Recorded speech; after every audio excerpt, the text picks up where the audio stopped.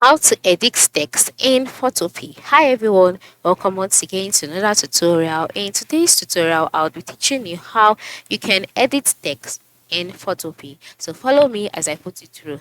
The first thing to do is to log in into your Photopea account just like I have done here.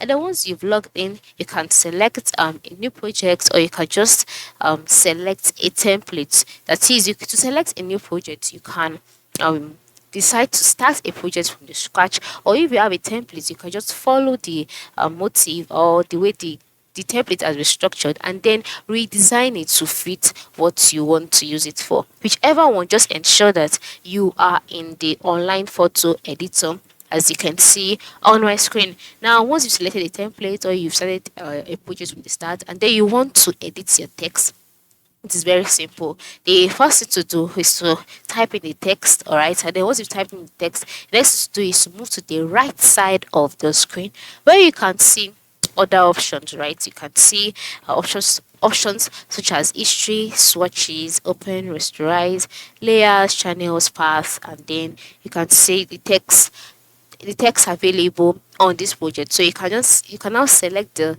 text that you would like to edit just by clicking on it this way. So you have to click on it and ensure that the text has been highlighted.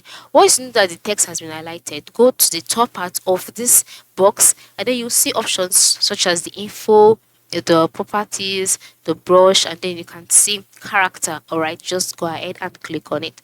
Once you click on character, a box will be displayed, and then in this box you would see character and paragraph, and here you can now edit this text. All right, so you can change the size, you can add tracking, you can change the leading, can change the zoom in and zooming out, the baseline shift, even the kind of font. Alright, if you want it to be italicized, then here you can now come and change the size,